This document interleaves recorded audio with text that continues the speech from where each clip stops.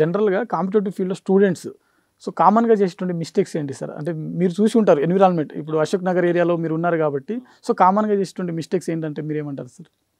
Sir competitive ఫీల్డ్స్లో actual ఇంకోటి ఏంటంటే అశోక్ నగర్ ఉన్న చాలామంది ఏంటంటే మేము ఇంకా ప్రిపరేషన్ ఉన్నాము అని అనుకునే ఉంటారు సార్. యాక్చువల్లీ చాలా వరకు ఏంటంటే నేను అక్కడ గమనించింది ఏంటంటే, సపోజ్ యూపీఎస్సీ ప్రిపేర్ అవుతున్నారు, గ్రూప్ 1 ప్రిపేర్ అవుతున్న వాళ్ళు ఏంటంటే చదువుతూనే ఉంటారు కానీ టెస్ట్ సిరీస్లు రాయరు.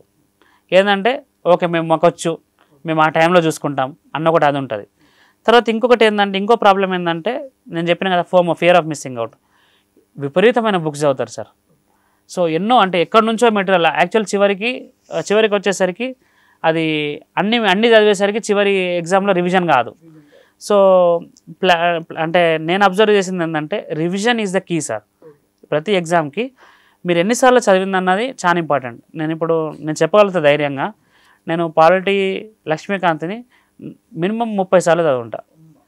సో తర్వాత ఇప్పుడు సీనియర్ సార్ నోట్స్ ఉంటాయి నా దగ్గర, హిస్టరీ నేను రాసుకున్న నోట్స్, దాన్ని ఒక 20-30 సార్లు చదువుంటా నేను రాసుకున్న నోట్స్ అయినప్పటికీ.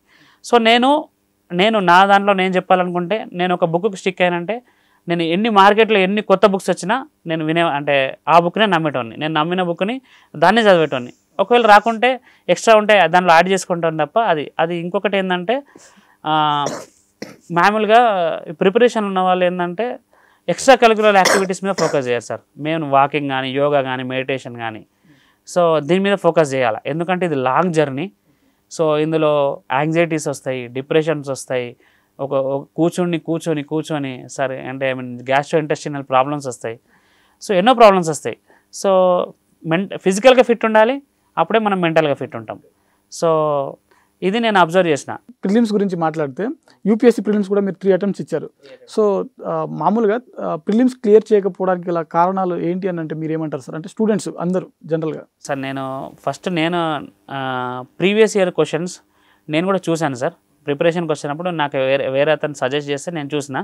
కానీ ప్రీవియస్ ఇయర్స్ క్వశ్చన్స్ని చూడడం వేరు, డీప్గా అనలైజ్ చేయడం వేరు. నేను అక్కడ చేయలేదు. First of all previous years క్వశ్చన్స్ని అక్కడ 4 ఆప్షన్స్ ఇచ్చినప్పుడు 4 ఆప్షన్స్ ఎందుకు ఇచ్చిండు అన్నది, ఆ 4 ఆప్షన్స్ మీద ఇంకా సరౌండింగ్ క్వశ్చన్స్ కూడా మనం కొన్ని గ్యాదర్ చేసుకొని పెట్టుకోవాలి. తర్వాత రెండోది ఏంటంటే టెస్ట్ సిరీస్లు రాయడం, సో మాక్ టెస్టులు రాయడం, ఎక్కువ టెస్టులు రాయాలి. తర్వాత మూడోది వచ్చేసి ఏంటంటే సీసాట్ మీద ఫోకస్ చేయకపోవడం. అంటే ఇప్పుడు నాకేంటంటే ఇంగ్లీష్ మీడియం నుంచి వచ్చిన కదా, నేను ఇంగ్లీష్ ఈజీ అనుకుంటున్నాను నేను. తర్వాత మ్యాథ్స్ ఏముంది, అది టఫ్ మ్యాథ్స్ కాదు కదా, జస్ట్ లాజికల్ థింకింగ్ ఉంటుంది కదా, అది ఈజీ అనుకుంటాను. కానీ ఎవ్రీ ఇయర్ నేను అందులో బోల్తా కొట్టాను సార్.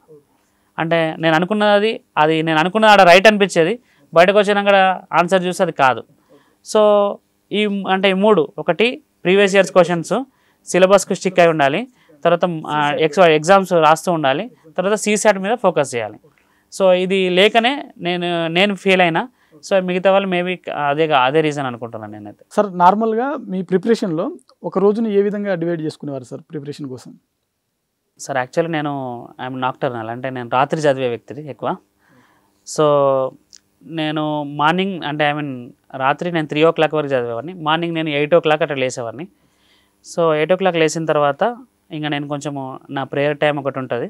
సో ప్రేయర్ టైం అయిపోయిన తర్వాత నేను జర్నీ 10 o'clock స్టార్ట్ చేస్తున్నాను సార్. 10 o'clock నుంచి 2 o'clock వరకు ఒక షిఫ్ట్. సో ఆ షిఫ్ట్ 2 o'clock అయిన తర్వాత 2 to 3 లంచ్ అయిపోయిన తర్వాత మళ్ళీ 3 to 6 మళ్ళీ ఒక షిఫ్ట్, ఈ మధ్యలో ఒక టీ టైం. తర్వాత అది అయిపోయిన తర్వాత మళ్ళీ డిన్నర్ అయిన తర్వాత మళ్ళీ ఇది లాంగ్ షిఫ్ట్ అన్నట్టు. ఇది 8 నుంచి పడితే ఆల్మోస్ట్ 2 నుంచి 3 అయ్యేది. సో ఇంకా ఎక్కువ డిస్కషన్స్ రాత్రిపూట చేసేది, ఎందుకంటే అప్పటికి బ్రెయిన్ ఎగ్జాస్ట్ అయిపోయేది. సో 1 o'clock 12 o'clock కొన్ని రోజులు అయితే 12 o'clock వరకు చదివి, ఆ రోజు చదివింది ఏదో మేము 5గురం గ్యాదర్ అయ్యి, సో నేనేం చదివినా ఇక్కడ ఇది అని అప్పచెప్పుకునే వాళ్ళం, ఒకళ్ళకి ఒక డిస్కషన్ చేసుకునే వాళ్ళం. తర్వాత మళ్ళీ నెక్స్ట్ డే మార్నింగ్ స్టార్ట్ అయ్యేటప్పుడు ఫస్ట్ స్లాట్ ఉంటుంది కదా సార్, 10 to 2 మధ్యలో స్లాట్, అది నిన్న చదివింది ఒక 1 hour రివైజ్ చేసేది నేను, అంటే ఏం చదివినా నిన్న అనేది. So continue. సో నేనంటే ఒక్కొక్కళ్ళు ఒక ప్లాన్ ఉంటుంది సార్. అంటే ఒకళ్ళు ఒక సబ్జెక్ట్ని పూర్తిగా చదువుతారు, ఇంకొకళ్ళు ఏంటంటే సబ్జెక్ట్స్ డివైడ్ చేసుకుని చదువుతారు. నేనేంటంటే రోజుకు 2 సబ్జెక్టులు మించి చదివేది కాదు. అంటే ఇప్పుడు సపోజ్ పాలిటీ చదివితే హిస్టరీతో కాంబినేషన్ చదివేది నేను. సో అట్లా కాంబినేషన్స్ చదివేటోని. ఎక్కువ అంటే డివైడ్ తక్కువ చేసేవాడిని నేను డివిజన్. సో నేను డెప్త్గా చదివినంతసేపు. సో ఇట్లా ఈ విధంగా కొంచెం ఇంకా ఈవినింగ్ వాక్ ఒకటి కంపల్సరీ ఉండేది. ఆ తర్వాత గ్రూప్ డిస్కషన్స్ ఎక్కువ ఉండేవి. సో అరౌండ్ పర్ డే 8 నుంచి 10 అవర్స్ చదివేవారు సార్ మినిమం సార్ 8 నుంచి 10 అవర్స్. ఇంకొకటి ఏంటంటే సార్ ఇక్కడ నేను ఒక ఫ్యామిలీ పర్సన్. సో మా పాప పుట్టిన తర్వాత నాకు పాప మీద తెలుసుగా తల్లిదండ్రులకు కొంచెం పాప మీద ఎక్కువ ప్రేమ ఉంటుంది. సో 1 వీక్ అయితే మా పాప నుంచి నాకు అంటే ఫోన్ చేసేది సార్, ఏమని పప్ప అని, అంటే అతను మాట్లాడేది ఆ టైంలో, అంటే నన్ను పిలిచేది. సో నేను వెళ్ళాలి. సో ఇప్పుడు ఏంటంటే శనివారం నేను ఎట్టి పరిస్థితుల్లో నా బుక్స్ అన్ని క్లోజ్ చేసి ఊరికి వెళ్ళిపోవాలి. ఊరికి వెళ్ళి సండే వాళ్ళతో స్పెండ్ చేసి మళ్ళీ మండే రోజు మార్నింగ్ రావాలి. సో నా సండే ఆల్మోస్ట్ 2 డేస్ నేను మిస్ అయిపోయేది. ఈ 5 డేస్లో నేను కవర్ చేయాలి మిగిలిన సిలబస్ని 5 డేస్లో కవర్ చేయాలి. 2 డేస్ ఫ్యామిలీ టైం అది ముందే ఫిక్స్ చేసుకొని వచ్చినాం మేము. అంటే మా భార్య 2 డేస్ ఫ్యామిలీ టైం ఇవ్వాలి అన్న ఉద్దేశంతోనే నేను ఇక్కడికి వచ్చిన. సో ఎవ్రీ వీక్ నేను వెళ్ళేవాడిని. సో సండే అక్కడ ఉండి మండే ఇక్కడికి వచ్చేటోడిని. సో ఈ 5 డేస్లో నేను మిగతా 7 డేస్ వల్ల కవర్ చేయాలి. సార్ నిజం చెప్పాలంటే 8 అవర్స్ 10 అవర్స్ కాదు సార్, 13 to 14 అవర్స్ కూడా చదివిన రోజులు ఉన్నాయి. సార్ యాక్చువల్లీ ఇప్పుడు స్టూడెంట్స్ ఎక్కువగా చదివినప్పుడు, ఫర్ ఎగ్జాంపుల్ ఇప్పుడు మీరే మీ ప్రిపరేషన్ టైంలో ఓవర్ టైం చదివినప్పుడు బాగా స్ట్రెస్గా ఫీల్ అయినప్పుడు మీరు ఏం చేసేవారు సార్? స్ట్రెస్గా ఫీల్ అయినప్పుడు నేను చేసేది ఏంటంటే మెయిన్గా ఒక టీ టైం విత్ ఫ్రెండ్స్.